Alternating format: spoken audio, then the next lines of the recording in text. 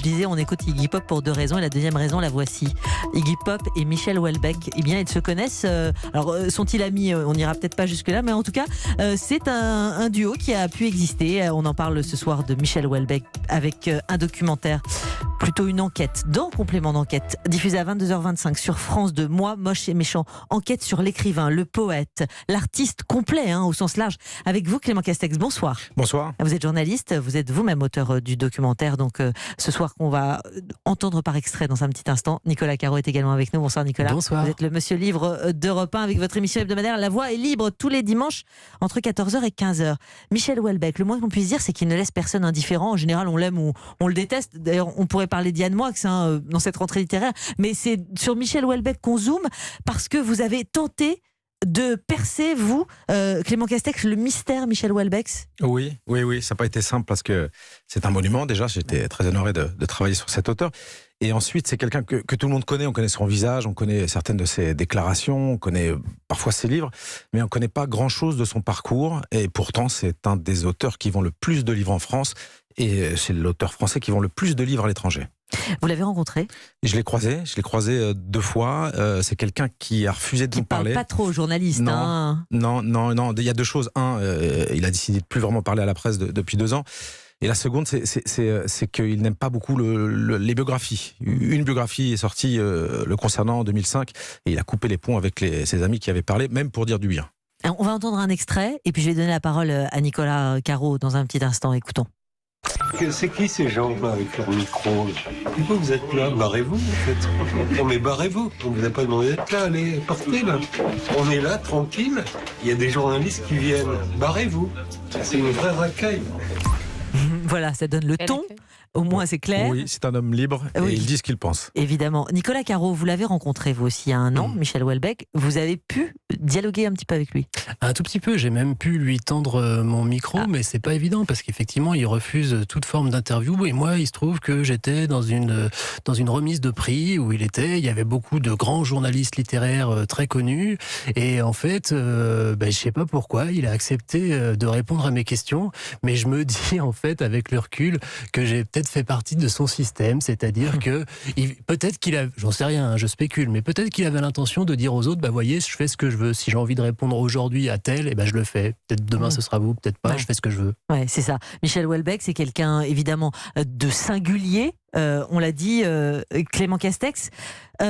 D'extrêmement brillant, avec une enfance sur laquelle vous revenez dans le document ce soir qu'on va voir à 22h25, qui finalement façonne un personnage qu'il est aujourd'hui. Oui, il a un parcours incroyable. C'est quelqu'un qui n'a pas du sérail, qui n'a pas grandi parmi les élites. Il a grandi avec sa grand-mère en Seine-et-Marne parce que ses parents ont refusé de l'élever. Sa mère, qui était médecin à La Réunion et qui était un personnage particulier, estimait qu'elle n'avait pas le temps de s'occuper de lui. C'est ça. Donc on se construit avec des failles. Oui, des failles. C'est la faille majeure, c'est la blessure de sa vie, cette distance vis-à-vis de sa mère. Alors derrière, vous verrez dans le documentaire, on détaille les échanges et l'histoire de cette relation, sachant que sa mère a également écrit un livre pour se plaindre de ce fils qu'il avait fait personnage de son livre Les Particules élémentaires, un personnage qui portait son nom, Janine Secaldi, et qui mourait dans le bouquin d'ailleurs, qui finissait par mourir. Nicolas Caro, le parcours de Michel Houellebecq, c'est pas une évidence. Il n'est pas né écrivain. C'est le moins que l'on puisse dire. Pas du tout. Il était informaticien, mais il était poète dans l'âme. Mais en fait, c'est un peu cliché, mais là, pour le cas de Houellebecq, vraiment, c'est ça, et on le voit très bien dans le documentaire. C'est son enfance et son éducation qu'ont fait l'écrivain qu'il est devenu. D'ailleurs, c'est pas un hasard s'il fait de sa mère un personnage des Particules élémentaires. Faut quand même dire que sa mère elle a abandonné, quoi. Même si elle donnait de l'argent pour ses études, etc., elle l'a abandonné. Et elle lui a jamais demandé pardon. Et la seule fois où elle a vraiment pris la parole, c'est pour lui demander de lui s'excuser d'en avoir fait un personnage de son livre. C'est vrai que le personnage est terrible dans Les Particules élémentaires, mais enfin c'est un peu le monde à l'envers, cette histoire. Et dans le documentaire, il y a une amie de Janine, de la mère de Houellebecq, qui s'exprime et qui prend en fait et cause pour la mère. Et c'est vrai que quand on regarde ça, on comprend tout de suite les failles de Houellebecq. On se dit, mais enfin c'est quand même pas possible. Elle aurait pu au moins demander pardon. Elle aurait pu avoir au moins une forme de culpabilité. Pas du tout. Alors on rembobine le film de sa vie justement ce soir dans Complément d'enquête. Écoutons aussi cet extrait. Houellebecq, c'est la success story d'un loser, d'un mal parti. L'histoire d'un petit informaticien dépressif qui a envahi nos librairies et vendu plus de 4 millions de livres.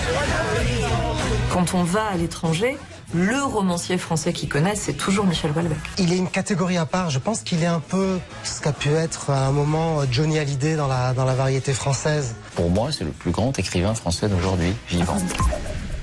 On a un auditeur, Georges, qui nous appelle d'Angers. Merci Georges d'être en ligne avec nous. Oui. Bonsoir à vous. Oui. Vous avez lu du Michel Houellebecq, vous ? Oui, j'ai lu deux bouquins, le Soumission et le dernier qu'il a écrit en fait, et qui m'a paru très intéressant.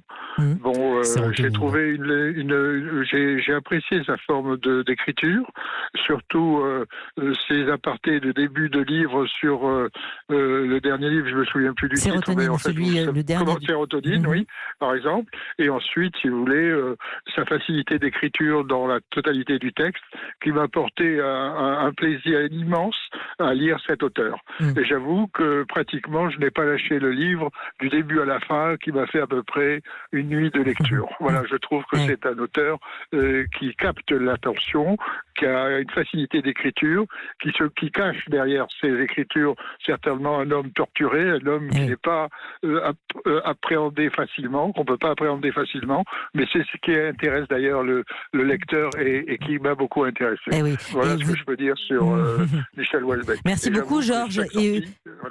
Merci beaucoup Georges. Et vous n'êtes pas tout seul, parce que son dernier roman, effectivement, Sérotonine, qui est sorti en janvier, s'est déjà vendu à plus de 500 000 exemplaires. Donc carton plein. Sérotonine. Sans aucune promo. Sans aucune promo. Il y a Sérotonine, là, c'est 2019, mais avant ça, il y a Soumission, il y a La carte et le territoire, c'est le Goncourt 2010.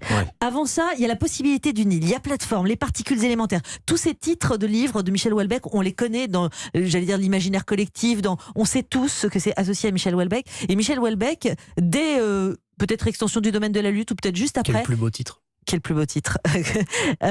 Il a une obsession, c'est le Goncourt. Oui, c'est quelque chose qui l'a toujours obsédé, alors qu'il n'en a pas besoin du Goncourt. C'est quelqu'un qui vend énormément de livres. En 20 ans, en 7 romans, il s'est imposé. Et malgré tout, il a toujours pensé au Goncourt. Il l'a eu en 2010, mais avant ça, il l'a raté 3 fois. Avec La carte et le territoire. Oui, il l'a eu avec La carte et le territoire. C'est quelque chose qu'il a... il a tout fait pour l'avoir. C'est quelqu'un qui sait s'entourer, c'est-à-dire qu'il a pris attache avec celle qu'on considère comme la meilleure des éditrices de Paris, Teresa Crémisy, qui a, dit-on, lissé un peu son image. Oui, parce que quand il ne l'a pas eu, il a, on peut le dire, pété les plombs. Oui, il s'est mis en colère, il a accusé les jurés d'être vendus, il s'en est pris à ses concurrents écrivains en disant qu'ils avaient écrit des mauvais livres, il ne comprenait pas. Oui, il estime le mériter le Goncourt depuis son premier roman, me dit-on. Ouais. Nicolas Caro ? Oui, moi, mon explication, c'est qu'Houellebecq, c'est quelqu'un qui est extrêmement sûr de son talent, il a raison, et en fait, ça pourrait passer pour de la prétention, mais c'est vrai, c'est le plus grand écrivain français contemporain vivant. Moi, je pose systématiquement la question aux écrivains américains qui viennent, quand je les interviewe, citez-moi 2 auteurs vivants français, ils me disent Michel Houellebecq, et après, soit ils sèchent, soit ils me disent Gustave Flaubert, et je leur dis non, j'ai dit vivant. Et il n'y en a pas d'autres, en fait. C'est étonnant, il a un profil un peu punk, mais il est très attaché aux décorations. On sait qu'il a reçu la Légion d'honneur. Ouais, et ce Goncourt, même s'il n'en est pas besoin, il y tenait beaucoup. Alors, tout ce qu'on ne sait pas sur Michel Houellebecq, il faut regarder ce soir complément d'enquête pour mieux comprendre le phénomène. C'est à 22h50 sur France 2. Vous l'avez rencontré, donc vous, Clément Castex, et vous, dans d'autres occasions, Nicolas Caro. Il est au cinéma aussi, Michel Houellebecq. En ce moment, c'est vrai qu'il est sur tous les terrains. Merci.